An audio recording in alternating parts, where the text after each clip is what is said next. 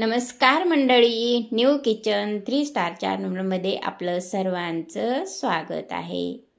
श्रावण महिना आता संपत आलेला आहे, अर्धा संपलेला आहे. श्रावण महिना म्हणलं की एक वर्षाचा मोठा सणच म्हणायला काही हरकत नाही. श्रावण महिन्यातला हा प्रत्येक दिवस हा फार महत्त्वाचाच वाटतो आणि प्रत्येक दिवशी काही ना काहीतरी आपण पदार्थ करत असतो आणि खात असतो. कारण हा महिना म्हणजे एक मोठा सण असल्यासारखाच हा महिना आहे. त्यामुळे आपण आपल्या रेसिपीला आता सुरुवात करूया. एक दुधी भोपळा घेतला, त्याचे दोन्ही भाग बाजूचे काढून टाकले आणि त्याच्यावरचं ज्याचं जे कव्हर असतं ते पण थोडं थोडं मी आता काढून घेत आहे. बघा, अशा पद्धतीनं हे त्याच्यावरचं कव्हर काढून घेतलेलं आहे. आता मी एक ताट घेते, ताटामध्ये भोपळ्याचे 2 भाग करून घेते आणि ह्या किसणीनं हे किसून घेते. अशा पद्धतीने हे पूर्ण भोपळा किसून घ्यायचा. असे लांब लांब धागे होतील असं किसून घ्यायचं. बघा, अशा पद्धतीनं. आणि हे सगळं भोपळा मी ह्या किसणीनं किसून घेत आहे. बघा, अशा पद्धतीनं. चला मग आता गॅसवर कढई ठेवली, गॅस चालू केलेला आहे आणि मी त्याच्यामध्ये हे भोपळाचं किस मी घालून घेत आहे.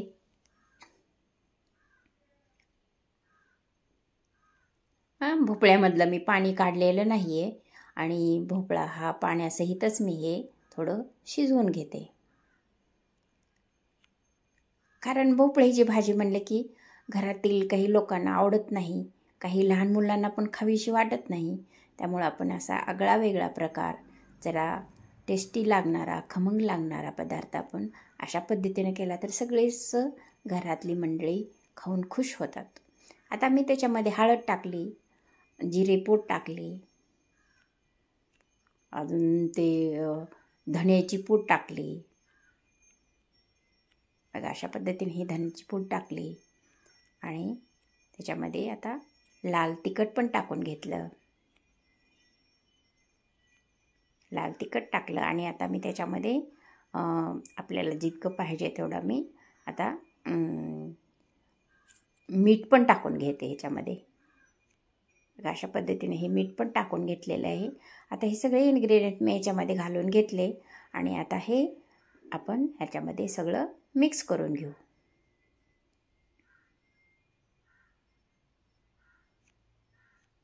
अशा पद्धतीने हे सगळं मिक्स करून घ्यायचं. कारण त्या भोपळ्याला हे सगळे इन्ग्रेडियंट मिक्स होतात आणि त्याला आपण ज्यावेळेस आपण पदार्थ बनवतो त्यावेळेस त्या पदार्थाला अगदी खमंगपणा येतो, चविष्ट लागतो तो पदार्थ. अशा पद्धतीने आपण ह्याच्यामध्ये हे सगळे इन्ग्रेडियंट घालून घेतलेले आहेत.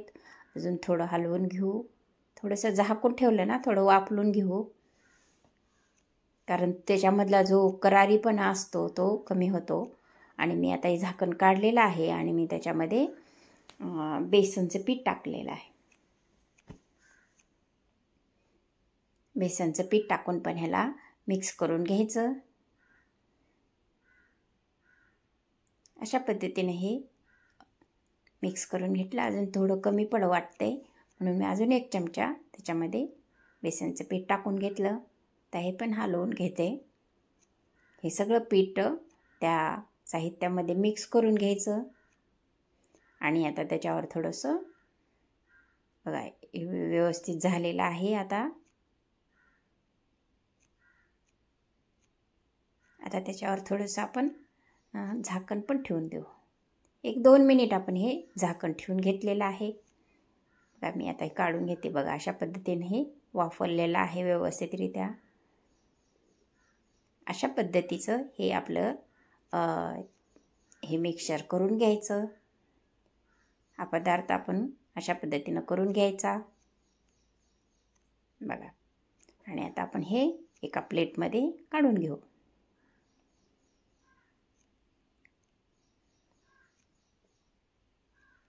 एका प्लेटमध्ये मी हे सगळं साहित्य काढून घेतलेलं आहे. बघा, अशा पद्धतीनं.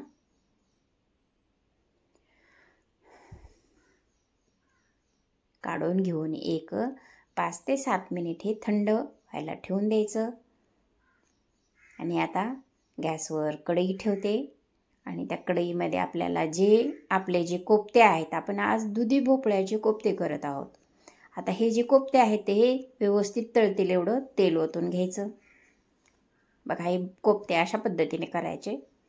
असं गच्च दाबायचं नाही त्याला, असं अद्दर त्याला गोल करायचं. ते आतून असे पोकळ राहतील अशा पद्धतीने हे कोफ्ते करून घ्यायचे. बघा, अशा पद्धतीने सावकाश असे दाबून घ्यायचे. कारण जो आतला भाग आहे तो गच्च होणार नाही आणि आपली जी कढई आहे ते व्यवस्थितरित्या त्याच्यापर्यंत लास्टपर्यंत पोहोचेल अशा पद्धतीने हे आपण करून घ्यायचं. थोडंसं तेल लावून घ्यायचं हाताला, चिटकणार नाही अशा पद्धतीनं. बघा, असे हे कोफ्ते करून घ्यायचं. असे जर कोफ्ते केले तर लहान बाळापासून ते आजोबापर्यंत कोणीही नको म्हणणार नाही. कारण दुधी भोपळा तर कोणी खात नाही. त्यामुळे अशा कोफ्त्याची भाजी करून जर आपण खायला दिली तर सगळेच आपले घरातील मंडळी खातील आणि खुश पण होतील. तेल तापलेलं आहे आता हे सगळे कोफ्ते मी करून घेतले. बघा, अशा पद्धतीने हे कोफ्ते झालेले आहेत. दिसायला तर किती छान दिसत आहेत, कलर पण छान आलेला आहे.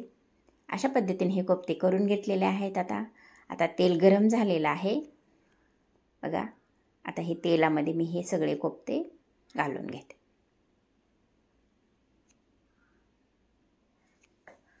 अशा पद्धतीने हे कोफ्ते तेलामध्ये तळण्यासाठी घालून घ्यायचे.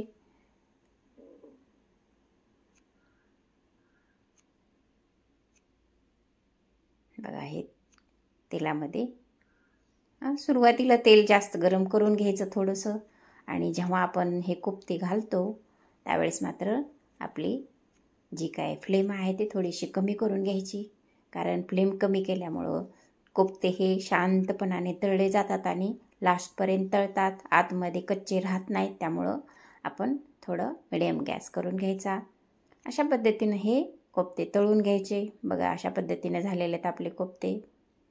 बघा, कलर तर किती छान आलेला आहे. बघा, अशा पद्धतीने हे कोफ्ते करून घ्यायचे. व्यवस्थित शांतपणानं तळून घ्यायचे कोफ्ते.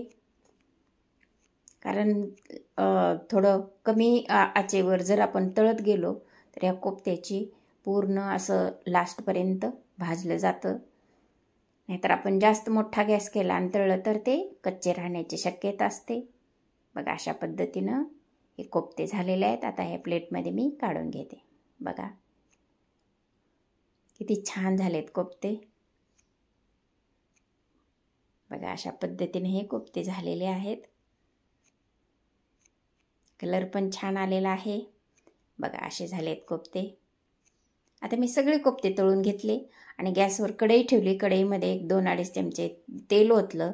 आता कांदा मिक्सरमधून काढून घेतला. कांदा, लसूण, अद्रक आणि मी हे या तेलामध्ये घालून घेतलेला आहे. अशा पद्धतीनं कांदा कट करून घ्यायचा. जास्त बारीक पण करायचा नाही आणि जास्त मोठा पण ठेवायचा नाही. ओबडधोबड असा कांदा आपण मिक्सरमधून काढून घेतलेला आहे. आणि आपण आता त्याला गोल्डन होईपर्यंत आपण गरम करून घेऊ. बघा, अशा पद्धतीनं हा कलर आलेला आहे. मऊ झालेला आहे कांदा. आता कलर पण चेंज झालेला आहे, गोल्डन कलर आलेला आहे. आणि आता त्याच्यामध्ये हे टोमॅटोची प्युरी टाकून घेतली. प्रत्येक पदार्थाला आपला आपला गुण असतो. आता टोमॅटोचं गुण पाणी भरपूर असतं, त्याच्यामुळे हे टोमॅटोची प्युरी जर आपण ह्याच्यामध्ये टाकली तर सगळ्याला थंडगार करून ठेवतं. त्यामुळं अशा वेळेस आपला गॅस मोठा करायचा. आता ह्याला पूर्ण हलवून घ्यायचं, मिक्स करून घ्यायचं. आपला कांदा आणि टोमॅटो एकजीव झाला पाहिजे. बघा, अशा पद्धतीनं हे मिक्स करून घ्यायचं सगळं. आता तेल सुटत आहे बाजूला. बघा,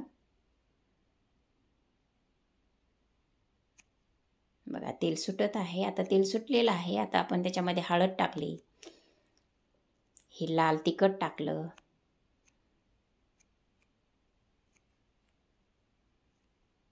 धनेपूड टाकली, जिरेपूड टाकली आणि आता आपला घरचा मसाला पण टाकून घ्यायचा. हा आपण घरी केलेला मसाला आहे. मराठवाड्यामध्ये हे मसाला उस्मानाबाद, तुळजापूर ह्या भागामध्ये हा मसाला अगदी प्रसिद्ध आहे. हा मसाला आपण टाकून घ्यायचा.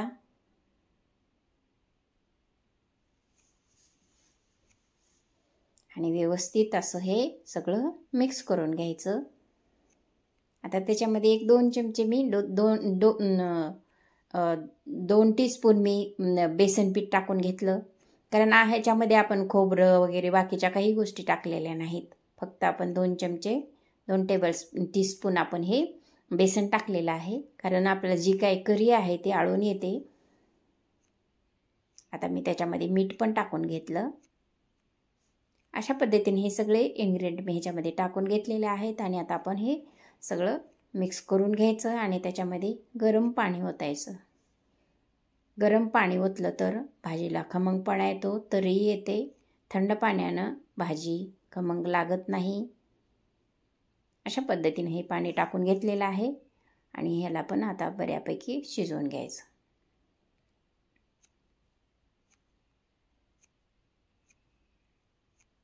बघा अशा पद्धतीने हे आपला मसाला झालेला आहे. आता बऱ्यापैकी शिजलेला आहे.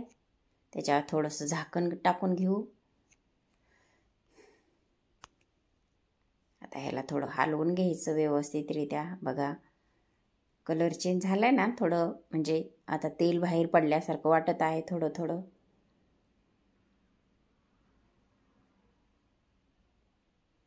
आता बऱ्यापैकी आपला मसाला तयार झालेला आहे. आणि त्याच्यामध्ये आता मी 1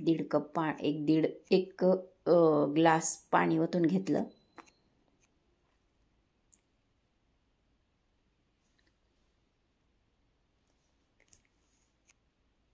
अशा पद्धतीनं आपली ही करी झालेली आहे बघा.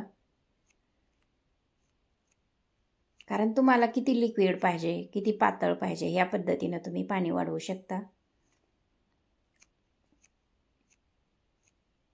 बघा अशा पद्धतीची ही आपली ग्रेव्ही झालेली आहे.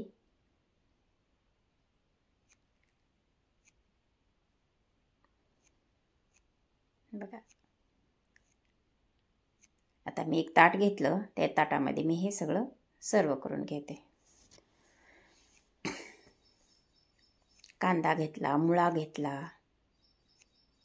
आणि आता भाजी सर्व करून घेते. तुम्हाला जर माझे व्हिडिओ आवडत असतील तर लाईक करा, शेअर करा, सबस्क्राईब करा. बेल आयकॉन क्लिक करायला विसरू नका, जेणेकरून तुम्हाला त्याचे नोटिफिकेशन येईल आणि तुम्हाला माझे व्हिडिओ बघता येतील. आता मी हे भाजी सर्व करून घेते. कोफ्ता म्हणजे गोबीची, आपल्या दुधी भोपळ्याची कोफ्ता करी हे सर्व करून घेत आहे बघा. अशा पद्धतीने हे माझी रेसिपी आता झालेली आहे. Thanks for watching.